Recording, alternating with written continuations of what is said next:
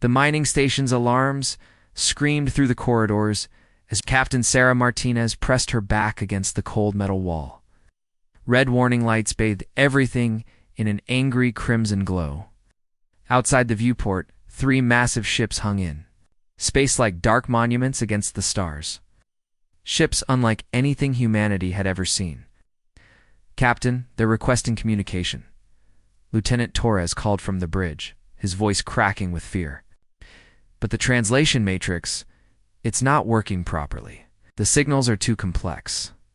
Sarah had commanded Deep Space Mining Station Omega for 7 years. She'd seen asteroid storms, equipment failures, and crew conflicts. Nothing had prepared her for this moment. First contact with an alien species, the ships were beautiful in a terrifying way. Their hulls seemed to shimmer with an inner light, as if made from living metal. Each vessel was the size of a city, dwarfing the mining station, like whales next to a fishing boat. Strange symbols pulsed along their surfaces in patterns that hurt to look at directly. "How long until the fleet arrives?" Sarah asked, checking her weapons charge. The nearest Earth Defense Force ships were still 3 days away. A low 72 hours, Captain, but I don't think we have that long. As if responding to his words, one of the alien ships began to glow brighter. A beam of soft blue light extended from its hull toward the station. Sarah felt her heart hammering against her ribs. This was it. The moment that would change everything. "All stations prepare for possible boarding," she announced over the comm system. "Remember your training. You represent all of humanity today." The blue light touched the station's hull, and Sarah felt a strange tingling sensation wash over her. It wasn't painful, but it was definitely not natural. The metal walls around them began to hum with an otherworldly frequency. Captain Torres whispered, staring at his instruments in disbelief. "They're not trying to board us. They're translating us. The light, it's somehow learning our language by scanning our brains." Sarah's mouth went dry. The aliens weren't just making contact, we're reading their minds. Suddenly the humming stopped. The red alarm lights faded to normal illumination. In the silence that followed, a new voice spoke through the communication system. It was distinctly feminine, with an accent that seemed to blend every human language ever spoken. "Don't." "Sarah Martinez of the Human Mining Station," the voice said, each word carefully pronounced. "I am Queen Zarathine of the Valdarian Empire, come not as conqueror, but as a mother in desperate need." Sarah exchanged glances with Torres. "Queen." The implication sent chills down her spine. "This is Captain Martinez," she replied, forcing her voice to remain steady. "What do you want from us?" "Permission to come aboard, Captain. What I must ask of you cannot be spoken across the void of space. It requires trust, and trust can only be built face to face." Torres shook his head frantically, making cutting motions across his throat. Standard protocol was clear: never allow unknown aliens aboard human vessels. But something in the Queen's voice made Sarah hesitate. There was pain there, genuine desperation. "I'll meet you in Docking Bay 3, Sarah said, ignoring Torres's horrified expression. "Come alone. I shall comply with your request, Captain." And Sarah, ... "Thank you." The way the alien queen spoke her name sent shivers through Sarah's entire body. How could a being from another world make her feel so understood with just 2 words? 20 minutes later, Sarah stood in the docking bay, wearing her best-dressed uniform and a portable atmosphere scanner. If the alien queen tried anything, the bay could be sealed and vented to space in seconds. It wasn't much of a plan, but it was better than nothing. The bay doors opened with a mechanical whir, revealing the starfield beyond. A small craft approached, sleek and organic-looking, like a silver teardrop. It settled onto the landing pad. Without making a sound, a section of the craft's hull simply opened. Not like a door or hatch, but like the metal was alive and chose to part. From within emerged a figure that made Sarah's breath catch in her throat. The alien queen was tall, perhaps 7 feet, with skin that seemed to capture and reflect the bay's lighting in impossible ways.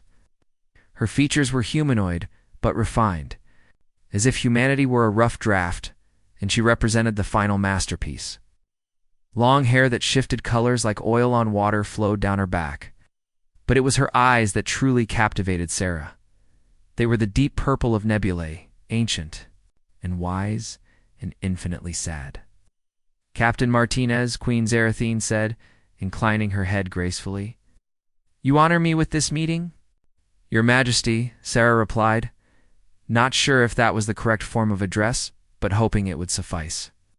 "You said you needed something from us, from humanity." The Queen's expression grew more sorrowful. She gestured with a hand that had too many joints, creating flowing, hypnotic movements. "My people have mastered many things, Captain. Traverse the stars as easily as you walk across a room. We have conquered death, extended our lives across millennia. We have built wonders that dwarf your greatest cities." She paused, and Sarah saw tears forming in those cosmic eyes. "But we have lost something precious in our advancement, something that your species possesses in abundance." "What?" Sarah asked, genuinely curious now. Queen Zarathine stepped closer, and Sarah caught a scent like rain on summer flowers mixed with something completely alien but not unpleasant. "Hope," the Queen whispered. "Pure, irrational, unshakable hope." Before Sarah could respond, the Queen's expression changed. The sadness deepened, but was joined by something else. Desperation. "My daughter, Captain, she is dying." Sarah felt her heart lurch. Whatever she had expected from first contact with aliens, this wasn't it. "I'm sorry for your loss, Your Majesty, but I don't understand how we can help with medical." "No," the Queen interrupted gently. "You misunderstand. She is not dying from disease or injury. She is dying from despair." The Queen's eyes locked onto Sarah's. And suddenly, the human captain felt as if she were falling into deep space, surrounded by stars and infinite possibility. "My daughter needs you, Captain Martinez. Not your technology, not your resources. You. Specifically you." Sarah staggered backward, her mind reeling. "That's impossible. I don't even know your daughter. I'm just a mining station captain. I'm nobody special." Queen Zarathine smiled then, and it was like watching a sunrise. "Sarah Martinez, you have commanded this station for 7 years without losing a single crew member to despair or madness. In the isolation of deep space, you have kept 37 humans alive, not just in body, but in spirit. You have a gift, kind of gift, the gift of hope, of making others believe in tomorrow when today seems impossible." Sarah's mind raced. This was insane. An alien queen from an advanced civilization was asking for her help with family problems. "Even if what you're saying is true," Sarah said slowly, "why would your daughter respond to a human? We're completely different species." The Queen's expression grew even more complex, mixing hope and fear in equal measure. "Because, Captain Martinez, my daughter is half human." The words hit Sarah like a physical blow. She stumbled backward, catching herself against a support beam. How is that possible?" 23 Earth years ago, we encountered one of your early deep space explorers. His ship was damaged, dying. We saved him, healed him. He stayed with us for several months while we repaired his vessel." The Queen's eyes grew distant with memory. "During that time, we fell in love. When he left to return to Earth, I was carrying his child." Sarah felt the universe tilting around her. Who was he? The explorer. Commander Daniel Martinez of the EDF Prometheus. The name hit Sarah like ice water. She grabbed the support beam harder, her knees threatening to give out. "Daniel Martinez," she whispered. "My brother." "What?" Queen Zarathine nodded slowly. "I had hoped when I read your name and genetic patterns in our scans. Princess Kylin is your niece, Captain. She is dying because she feels caught between 2 worlds, belonging fully to neither." Sarah stared at the alien queen, her mind struggling to process this revelation. Her brother Daniel had disappeared during an exploration mission 23 years ago. His ship was never found. The EDF had declared him dead, but Sarah had never given up hope that he might still be alive somewhere among the stars. "Daniel." "Is he?" "He lived with us for 18 wonderful years," the Queen said gently. "He helped raise Kylin, taught her about human culture and values. But 3 years ago, he began to age rapidly. Our medical technology could not halt the process. He died peacefully, surrounded by love. Tears ran down Sarah's cheeks. Her brother was gone, but in a way he lived on in this alien princess she'd never met? Why didn't you contact us sooner? She asked. Daniel made me promise to keep Kylan's existence secret until she came of age.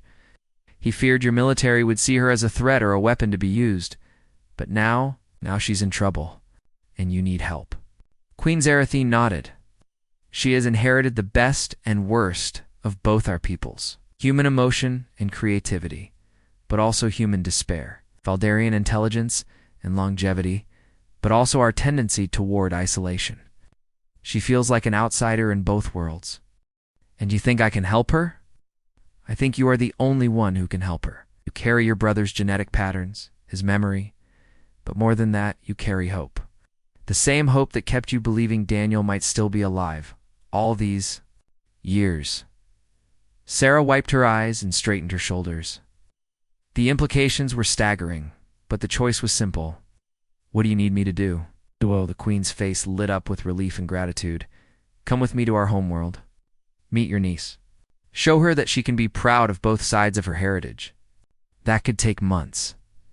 I can't abandon my crew.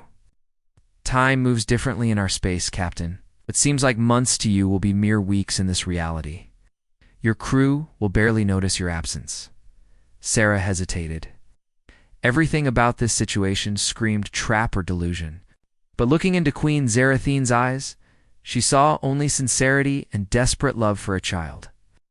If I do this, Sarah said, I want your word that my crew in this station will be safe. You have it. More than that, you have my eternal gratitude. Sarah took a deep breath, then I guess I should pack. As she turned to leave the docking bay, Queen Zarathine called her name. Sarah, yes, thank you. You cannot know what this means to me. ... To us, looking back at the alien queen, Sarah felt the weight of destiny settling on her shoulders. She was about to leave everything she knew behind to help, a niece she'd never met on a world she couldn't imagine. But as terrifying as it was, she felt something else too. For the first time in years, she felt like she was exactly where she was supposed to be. Hosh, Chapter 2. The Princess of Two Worlds. The journey to the Valdarian homeworld took 6 days in folded space. But it felt like no time at all to Sarah. The Queen's ship was a marvel of living technology, its walls responding to their needs and emotions.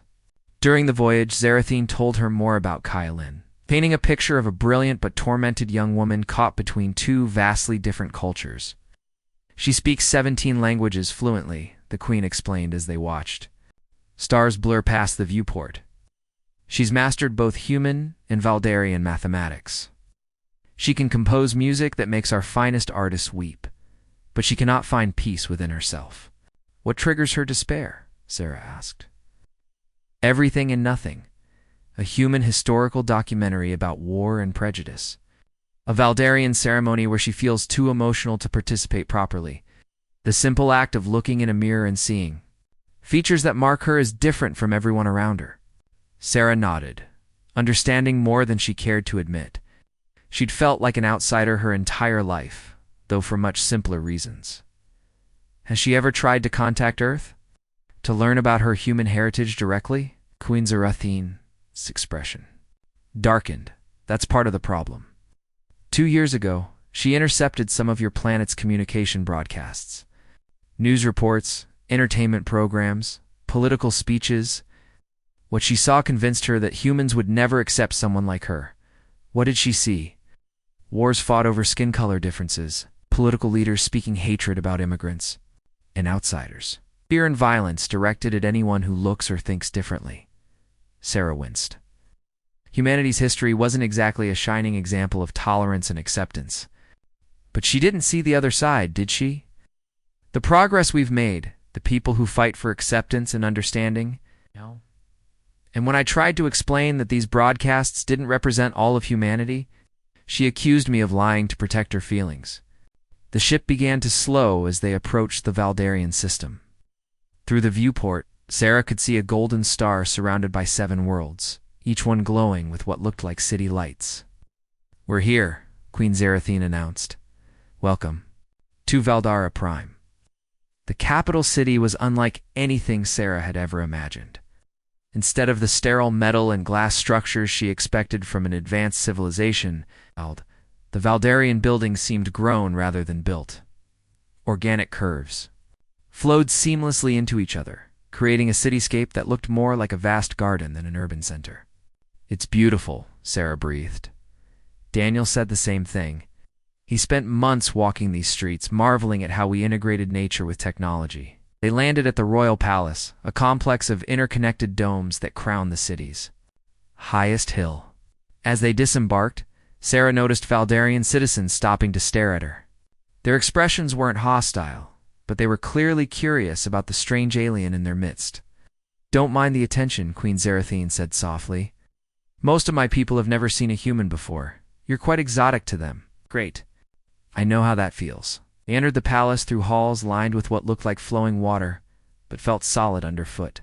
Soft music played from everywhere and nowhere, harmonies that seemed to respond to their movements and emotions. "Where is Kai Lin?" Sarah asked. "In her chambers, most likely, avoiding public spaces since her last ... episode." "What kind of episode?" The queen hesitated. She attended a formal ceremony last week. When the other young nobles began discussing their future marriage prospects and career plans, she became overwhelmed. She began changing forms rapidly, shifting between human and Valdarian appearances. She fled the ceremony in tears. They stopped outside a door that looked like it was made of crystallized starlight. "She's in there?" Sarah asked. "Yes, but Sarah, I should warn you, she may not want to see you at first. She's convinced that meeting her human family will only confirm her worst fears about not belonging anywhere." Sarah nodded, understanding. "Let me talk to her alone." Queen Zerathine looked uncertain. "Are you sure?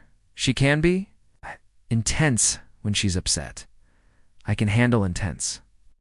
I'm a Martinez, remember?" The queen smiled sadly and activated the door with a gesture. "Princess Kailin, you have a visitor." "I told you, Mother. I don't want to see anyone," came a voice from within. It was young and musical, but sharp with pain and frustration. "It's not a courtier or a tutor," Sarah called out. "It's your Aunt Sarah." Silence fell on the other side of the door. Then quietly, "Come in. Alone."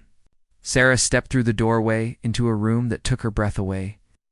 The walls were transparent, offering a panoramic view of the city and the golden sky beyond. But what really caught her attention were the paintings covering every available surface. They were incredible. Landscapes of Earth that the artist had never seen but somehow captured perfectly. Portraits that blended human and alien features in ways that were both beautiful and heartbreaking. Abstract pieces that seemed to visualize pure emotion in color and form. "You painted all of these?" Sarah asked. "It's what I do when I can't sleep," came a voice from across the room, which is most of the time lately. Sarah turned to see a woman sitting on a floating chair near the window. Even from a distance, the family resemblance was unmistakable. She had Daniel's strong jawline and intelligent eyes, but her hair shifted colors like her mother's, and her skin held that same subtle luminescence. "You look like him," Kailin said, studying Sarah with those familiar brown eyes. "Father." "The same stubborn chin, the same way of standing like you're ready to fight the universe." "He used to say, 'I got that from our mother,'" Sarah replied, moving closer. "Along with her complete inability to back down from a challenge." "Is that what I am, a challenge?" Sarah looked at the paintings surrounding them, at the raw talent and emotion pouring from every brushstroke. "No," she said finally. "You're a masterpiece." Kailin's carefully maintained composure cracked slightly. Don't try to make me feel better with pretty words. I know what I am." "What do you think you are? A mistake? Genetic accident? Something that should never have existed?" The pain in her voice was so raw that Sarah felt it like a physical blow. She moved closer, noting how the girl's appearance shifted subtly with her emotions. When she was sad, her human features became more pronounced. When she was angry, her Valdarian heritage showed more clearly. Do you know what your father told me the last time I saw him? Sarah asked. What? He said he was going out there? Sarah gestured toward the window and the stars beyond, to find something wonderful, something that would change everything. Kylan looked away. He found Mother. That's what changed everything. No, Sarah said gently. He found you. You were the wonderful thing he was looking for. You were the change. I'm not wonderful, Kylan snapped, her form flickering between human and alien features. I'm a freak who doesn't belong anywhere. Too human for the Valdarians. Too alien for humanity. Says who? Says everyone. Says logic. Says basic biology. Sarah moved closer until she was standing right in front of her niece. Says fear, she corrected.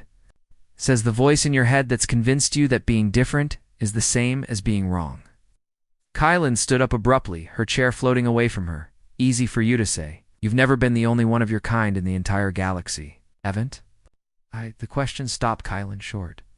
What do you mean? Sarah smiled sadly. Do you know how many female mining station captains there are in the Earth Defense Force? No. 3. Out of over 200 stations. Do you know how many of those women came from working-class families with no political connections? Down. Many? 1? Me? Sarah gestured toward the paintings on the walls. I spent my entire career being told I didn't belong. Too aggressive for a woman, too emotional for a commander, too stubborn for politics. Every day, I had to prove that I deserved to be there. But that's different, is it? The feeling of being watched, judged, found wanting? The certainty that you'll never be good. Enough because you don't fit their narrow definition of normal? Kylan's eyes filled with tears. But you had other humans, a culture, a place to call home. And you have something I never had, Sarah said softly. What? You have the best of two worlds? Human creativity and passion, Valdarian wisdom and longevity. Not a mistake, Kylan. Your evolution. You're what we could become if we stopped being afraid of what's different. The young woman stared at her for a long moment, her appearance stabilizing into something that was clearly both human and alien, both beautiful and unique. Father used to say things like that. She whispered, smart man. Stubborn, but smart. Kylan almost smiled. Mother says stubbornness runs in the Martinez family. She's not wrong. It's gotten me into more trouble than I can count. But it also got you here, Kylan pointed out. You came all this way just to meet me. I came all this way because you're family. Because you're important. Because the universe is a better place with you in it. This time Kylan did smile, though tears were still flowing down her cheeks. I've been so alone, she admitted. So scared that I'll never find where I belong. Sarah reached out and took her niece's hand. It was warm and soft, with just the slightest texture difference that reminded her she was touching someone from another world. You belong wherever you choose to belong, Sarah said. Home isn't a place or a species. It's the people who love you for exactly who you are. Kylan squeezed her hand. Will you stay for a while? I have so many questions about Father, about Earth, about ... everything. I'll stay as long as you need me to. For the first time since Sarah had arrived, Kylan's smile reached her eyes. Thank you, Aunt Sarah, for coming, for not being afraid of me. Thank you for letting me meet my brother's daughter, showing me that love really can cross any distance, any difference. As they stood together, looking out at the alien city below, Sarah realized that this was just the beginning.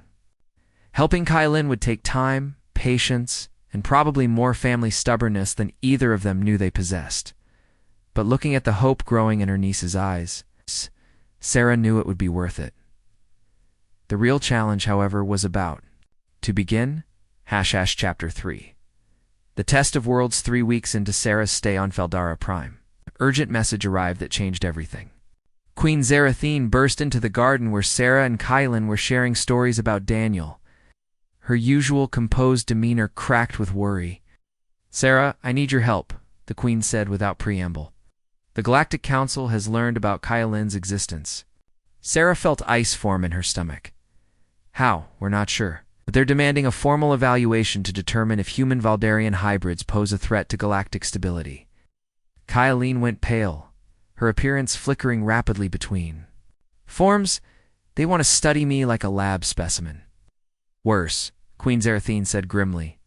If they determine that hybrid children are too emotionally unstable or potentially dangerous, they'll recommend termination of all existing hybrids and prohibition of future interspecies breeding. The words hit Sarah like a sledgehammer. They're talking about genocide. They're talking about prevention, the Queen corrected. But the effect would be the same. Sarah looked at her niece, who was now curled up on a bench, with her knees drawn to her chest. The girl's worst fears were coming true. She was being judged as a threat simply for existing. What exactly does this evaluation involve? Sarah asked. A series of tests designed to measure psychological stability, social integration capacity, and potential for violence or disruption. They'll be conducted by representatives from all major galactic civilizations. When they arrive tomorrow, Lynn made a sound that was somewhere between a laugh and a sob. Perfect. Give me less than 24 hours to prove I'm not a monster. No pressure at all. Sarah sat down beside her niece and put an arm around her shoulders. The girl was trembling. What happens if she refuses to participate? Sarah asked. Refusal would be interpreted as evidence of instability and hostility, Queen Zerathine replied. It would guarantee a negative verdict, and if she participates and they decide she's a threat, the Queen's silence was answer enough. Sarah felt the familiar, Martina's stubbornness rising in her chest. There has to be another option. There is, came a new voice from the garden entrance. They turned to see a tall Valdarian male approaching. He wore formal robes and carried himself with the confidence of someone accustomed to authority. High Counselor Vextar, Queen Zerathine said, rising to greet him. I wasn't expecting you. My apologies for the intrusion, Your Majesty. But I bring news that may change our situation. He looked at Kylene with something that might have been sympathy. Princess, you are not the only hybrid child in the galaxy. We have located 11 others, all facing similar evaluations by the Council. Kylene's head snapped up. Others like me? Similar genetic heritage, different species combinations? The Council has decided to conduct a single, comprehensive evaluation of all hybrid children simultaneously. Sarah felt a spark of hope. It's actually good news, isn't it? She won't be alone, perhaps. But it also means the stakes are higher. The Council's decision will affect the fate of all hybrid children, not just Kylene. The implications were staggering. 12 young people, each carrying the heritage of 2 worlds, all standing trial for the crime of existing. Where will this evaluation take place? Queen Zerathine asked. Neutral space? Council station at Kepler's Rest? All hybrid children. And their guardians are to report within the week.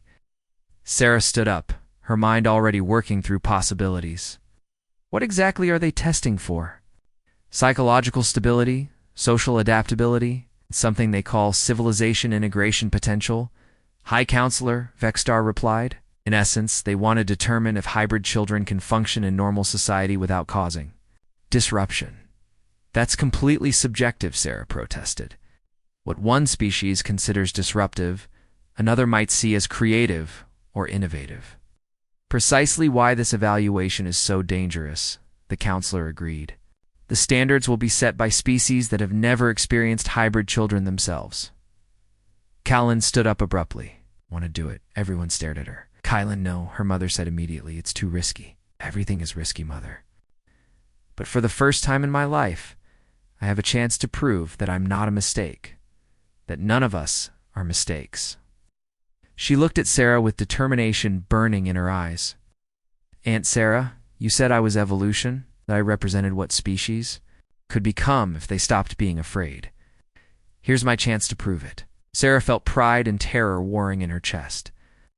You don't have to carry this burden alone. I won't be alone. I'll have 11 others who understand what it's like to be caught between worlds. And I'll have you. Me. You're coming with me, aren't you? As my human family representative? Sarah looked at Queen Zerathine, who nodded slowly. If you're willing, Sarah, your presence could be invaluable. You understand human culture in ways I never could. Sarah thought about her quiet life commanding a mining station. Her simple routine of keeping equipment running and crew morale up. All of that seemed impossibly far away now. Of course I'll come, she said. We're family. We face this together. Kylan surprised her by throwing her arms around her in a fierce hug. Thank you, she whispered, for believing in me, for not being afraid. I am afraid, Sarah admitted. I'm more angry than afraid, and Martinez women don't back down from a fight. Counselor Vexstar cleared his throat. If I may, there is one more thing you should know. They all looked at him expectantly. The council has appointed a special prosecutor for this case.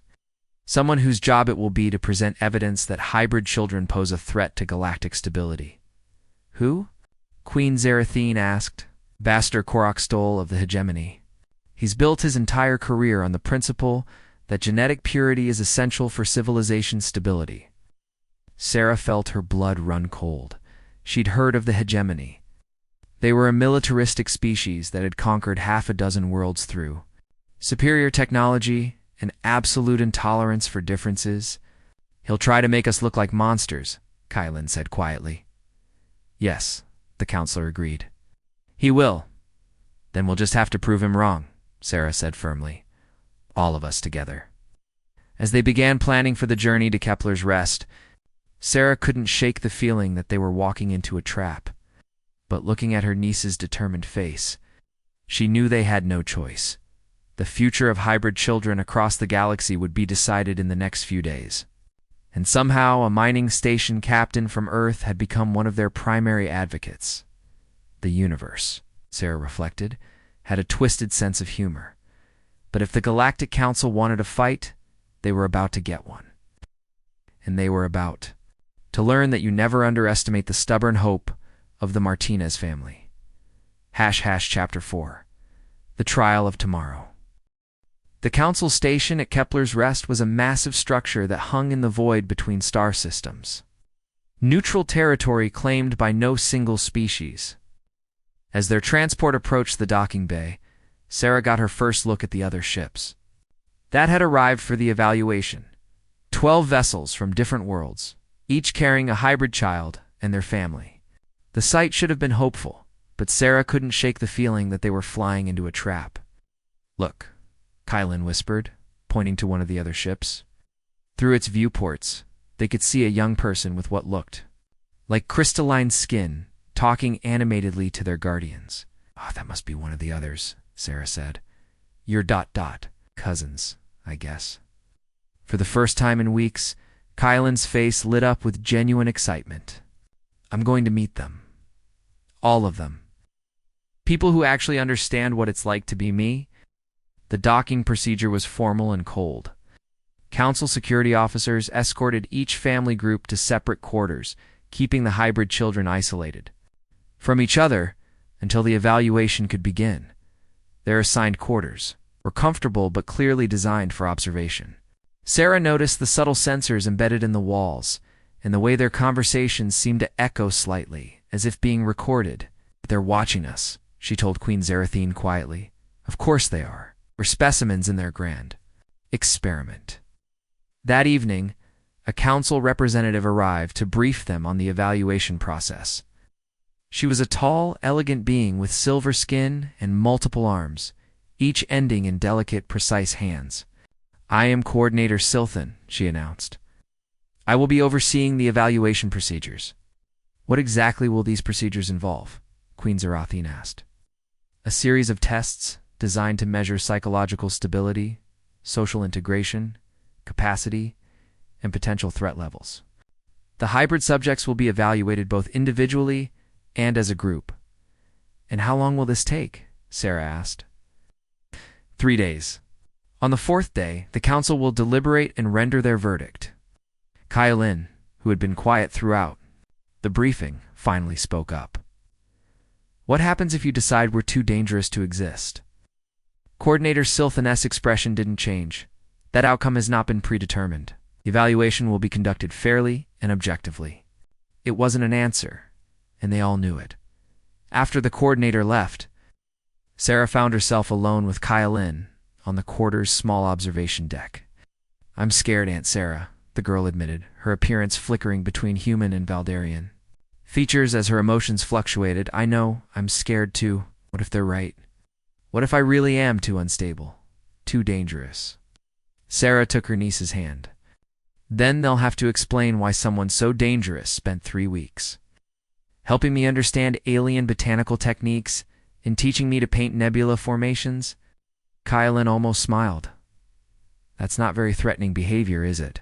Not. Unless they consider artistic talent a weapon of mass destruction. The next morning, the evaluation began. The hybrid children were brought together for the first time in a large conference room. Sarah watched from an observer gallery as Kylan met her fellow hybrids. They were an extraordinary group. There was Zexmar, whose hegemonitor and heritage gave him metallic skin and human eyes. Lishan combined Valdarian grace with Centauri crystalline features. Marcus bore the genetic legacy of human and Antaran bloodlines. His skin shifting colors with his emotions like a living mood ring. What struck Sarah most was how quickly they connected. Despite their different appearances and backgrounds, they understood each other in ways that their pure species families never could. Within minutes, they were talking and laughing together like old friends. Fascinating, came a cold voice from behind Sarah. She turned to see a tall, imposing figure in military dress. His skin was the deep red of dried blood, and his eyes held no warmth whatsoever. Ambassador Corexthal, I presume, Sarah said. Indeed, and you must be the human mining captain who has appointed herself advocate for genetic aberrations. Sarah felt her temper flare. I'm the aunt of a remarkable young woman who happens to have 2 species worth of heritage instead of 1. It's remarkable, the ambassador repeated. Yes, I suppose. Cancerous cells are remarkable too, in their own way. Is that really how you see them, as a disease? I see them as a threat to the natural order. Species evolve separately for good reason, Captain Martinez. When you blur those lines, you create instability, unpredictability, potential for chaos. Sarah looked down at the conference room, where the hybrid children were working together on some kind of puzzle the evaluators had given them. Look at them, she said. Do they look chaotic to you? They're cooperating, solving problems, supporting each other. If anything, they're more stable than most pure species groups I've seen. For now, Ambassador Corexthal said dismissively. But what happens when their conflicting genetic impulses create internal tension? What happens when they reproduce and pass on their instabilities to another generation? What happens when they use their unique perspectives to solve problems that single-species minds can't even comprehend? The ambassador's laugh was like breaking glass, spoken like a human, always looking for potential instead of recognizing danger. The first day of testing continued with individual psychological evaluations. Sarah watched through the observation glass as Kylan sat across from a panel of alien psychologists, answering questions about her emotional responses, her sense of identity, her fears and hopes. How do you handle conflicts between your human and Valdarian impulses? One evaluator asked. I don't see them as conflicts, Kylan replied calmly. I see them as options. When my human side wants to act on emotion, my Valdarian side helps me think through consequences. When my Valdarian side wants to withdraw and analyze, my human side reminds me that feelings matter too, but surely this creates internal tension. More than any person experiences when deciding between different courses of action. The difference is that I have more tools to choose from. Sarah felt a surge of pride. Her niece was handling the interrogation with remarkable composure. The second day brought group dynamics testing. The 12 hybrid children were placed in various scenarios designed to test their ability to work together and their responses to stress. In one test, they were given a complex engineering problem that required combining knowledge from multiple species technologies.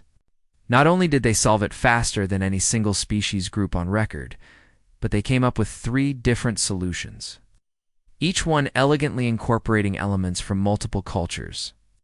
Troubling, Ambassador Coraxel muttered from the observation deck. They're too effective together. This level of cooperation between different species is unnatural. Since when is cooperation unnatural? Sarah asked. Since it threatens the established order of galactic civilization. The third day was the most challenging. The hybrid children were subjected to stress tests designed to trigger their worst impulses. They were separated, questioned aggressively, and confronted with scenarios that played on their deepest fears about belonging and acceptance. Sarah watched in horror as Kylan was grilled by a panel of hostile questioners. "You claim to feel loyal to both humanity and the Valdarian Empire?" one evaluator pressed. "But if war broke out between them, whose side would you choose?" "I would choose peace," Kylan replied. "I would work to prevent the war from happening." "Not an answer. Choose a side." "I refuse to choose between parts of myself." "See," the evaluator said, turning to his colleagues. "Impossible to predict, impossible to control. In a crisis, we couldn't count on where her loyalties would lie." "My loyalties lie with what's right," Kylan said firmly. "It's not with genetic accidents of birth." By the end of the third day, Sarah could see the emotional toll the evaluation was taking on all the hybrid children. They were exhausted, stressed, and beginning to doubt themselves despite their strong performance. That evening, as they gathered in Kylan's quarters, Sarah tried to offer encouragement. "You've all done amazingly well," she told them.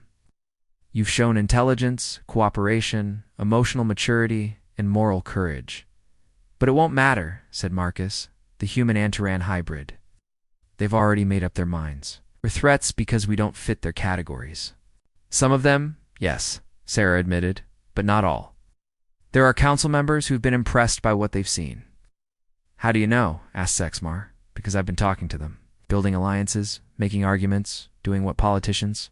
Kylan looked surprised. "You've been doing politics?" "I've been fighting for my family. Sometimes that requires politics." The fourth day dawned gray and ominous.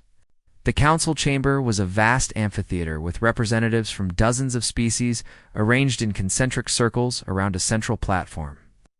The hybrid children and their families were seated in a special section, while Ambassador Caraxthal stood at a prosecutor's podium.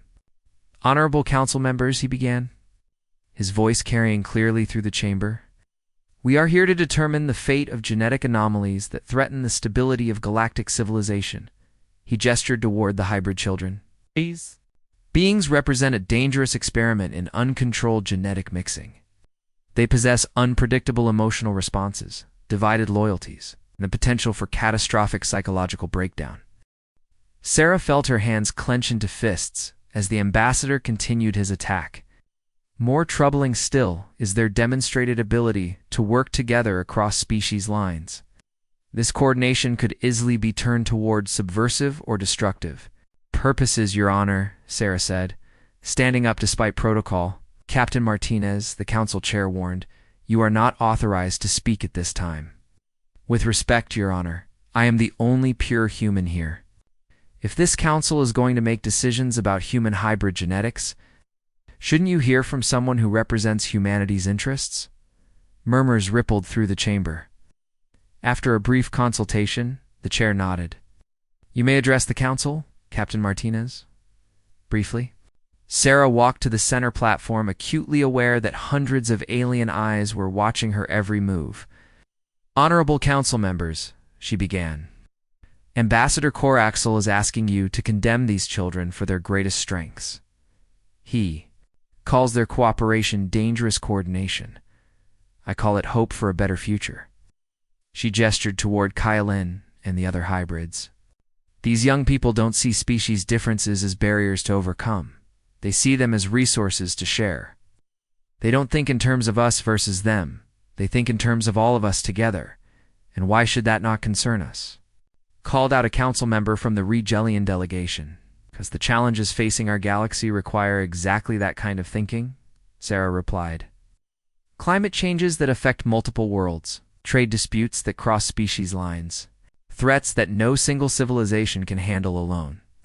She paused, looking around the chamber. "These children have shown you something remarkable in the past 3 days. They've shown you what's possible when beings stop being afraid of what's different and start embracing what's useful." "But what about the unpredictability factor?" another council member asked. "How can we trust beings whose loyalties are divided?" "Their loyalties aren't divided," Sarah said firmly. "They're expanded, instead of being loyal to just one species. They're loyal to the principle of cooperation itself. Ambassador Caraxtel stepped forward. Pretty words, Captain Martinez? But words don't change genetic reality. These hybrids are anomalies, and anomalies are dangerous. You're right, Sarah said, surprising everyone.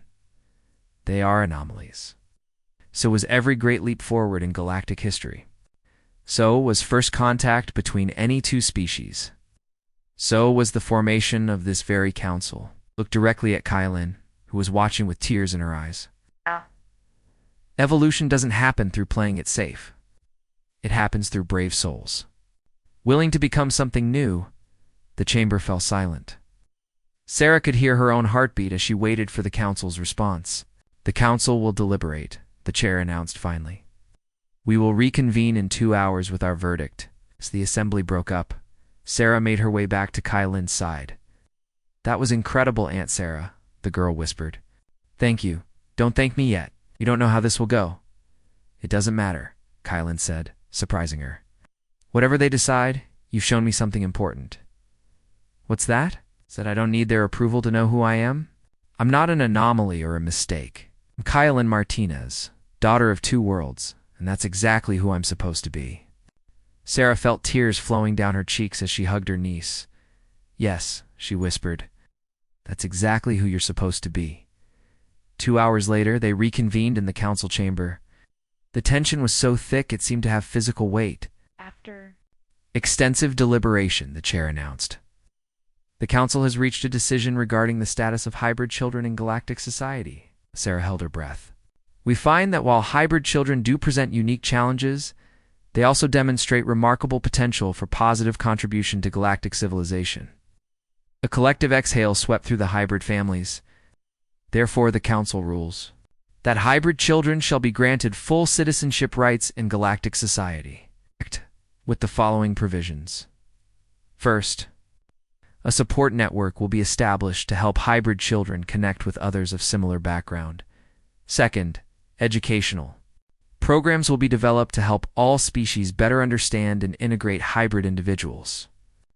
Third, continued monitoring will ensure the well-being of hybrid children without restricting their freedom. Sarah felt her knees go weak with relief. They had won. Not just a legal victory, but recognition of the hybrid children's right to exist and thrive. But the chair wasn't finished. Furthermore, the council recognizes the need for better understanding between species. We hereby establish the Galactic Integration Initiative to be headed by Captain Sarah Martinez of Earth and Princess Kylin of Valdara. Sarah's mouth fell open in shock. Your job, the chair continued, will be to facilitate cooperation and understanding between species, using the hybrid children as bridges between worlds. As the chamber erupted in applause and celebration, Sarah looked at Kylin, who was beaming with joy and pride. Well, Sarah said, I guess we're not going back to that mining station anytime soon. Are you okay with that? Kylin asked Sarah. Thought about her quiet life among the asteroids, then looked around at the diverse crowd of beings celebrating this victory for acceptance and cooperation. You know what? She said. I think this is exactly where I'm supposed to be. Epilogue. Bridges between stars 6 months later. Sarah stood on the observation deck of the new Integration Initiative headquarters, watching ships from dozens of worlds dock at their station. What had started as a trial to determine the fate of 12 hybrid children had become a galaxy-wide movement toward cooperation and understanding. The Centauri delegation just arrived, Kylin announced, joining her aunt at the viewport. They're bringing their new hybrid integration protocols for review. Many species are participating now, Sarah asked. 47, with 12 more considering joining. The hegemony is still holding out, but even some of their younger leaders are showing interest. Sarah shook her head in wonder. Your father would be amazed at what you've accomplished. What we've accomplished, Kylin corrected. I couldn't have done any of this without you. Past 6 months had been a whirlwind of activity. The Integration Initiative had established exchange programs, cultural education courses, and support networks for hybrid children across the galaxy. More importantly, they had begun to change the way species thought about difference itself. Captain Martinez, came a voice from behind them. They turned to see Marcus, the human and Terran hybrid, approaching with a datapad in hand. The latest reports from the field teams, he said, handing over the pad. Hybrid children are being born on 17 different worlds now, and their integration success rate is over 90%. Any problems? Sarah asked, scanning the data. Minor adjustments needed in the Regalian sector, but nothing serious. The hybrid support network is working better than we hoped. Kylan smiled. It's amazing what happens when people realize they're not alone. Speaking of which, Marcus said, there's someone here to see you both. Who? See for yourself. They followed Marcus to the main reception area, where Sarah found herself face to face with Ambassador Korrikstal. But something was different about him. His usual rigid posture was relaxed, and his expression was thoughtful rather than hostile. Ambassador Sarah said cautiously, "This is unexpected. Indeed, I have come to apologize, I suppose." Kylan stepped forward. "Apologize for what?" "For my narrow thinking. For my fear." He paused, as if the words were difficult. "My own government has produced its first hybrid child, a hegemony Valdarian infant whose parents sought guidance. From your initiative," Sarah felt her eyebrows rise, and I have spent the last week watching this child interact with both species. The ease with which she communicates, the joy she brings to both families." He shook his head. "I was wrong. Dangerously, short-sightedly wrong. It takes courage to admit that," Kylan said gently. Perhaps it simply takes exposure to the truth." He looked at both women. "I would like to formally request that the hegemony join the integration initiative." Sarah exchanged glances with Kylan, seeing her own surprise reflected in her niece's face. "That's wonderful news, Ambassador. Welcome to the future." After Korrikstal left to begin the integration process, Sarah and Kylan returned to the observation deck. "It's working, isn't it?" Kylan said, watching the steady stream of ships arriving and departing. "The change we hoped for. It's working," Sarah agreed. "But it's just the beginning." "What do you mean?" Sarah gestured. "Toward the stars visible beyond the station. There are species out there we haven't even met yet. Civilizations that might be facing their own struggles with difference and acceptance. Our work here could help them too." Kylan's eyes lit up with the familiar Martinez spark of stubborn determination. "You're talking about expanding beyond the known galaxy?" "I'm talking about taking the lesson we've learned here and sharing it as far as we can reach. That diversity isn't something to fear, it's something to celebrate. That's a big dream, Aunt Sarah." Sarah smiled, thinking about her brother Daniel and his search for something wonderful among the stars. The Martinez family has always been good at big dreams. As they stood together watching the universe unfold before them, Sarah realized that their story was far from over. If anything, it was just beginning. The alien queen who had stared into her eyes and asked for help had started. Something that would ripple across the galaxy for generations to come. Her daughter hadn't just needed Sarah's help. Oh, she had needed her hope. And in giving it, Sarah had discovered that hope, when shared, multiplies infinitely among the stars. The universe was vast and full of differences that could divide or unite, depending on the choices people made. Thanks to a half-human princess and her stubborn human aunt, more and more beings were choosing unity. And that, Sarah thought, was the most wonderful thing her brother could have hoped to find among the stars.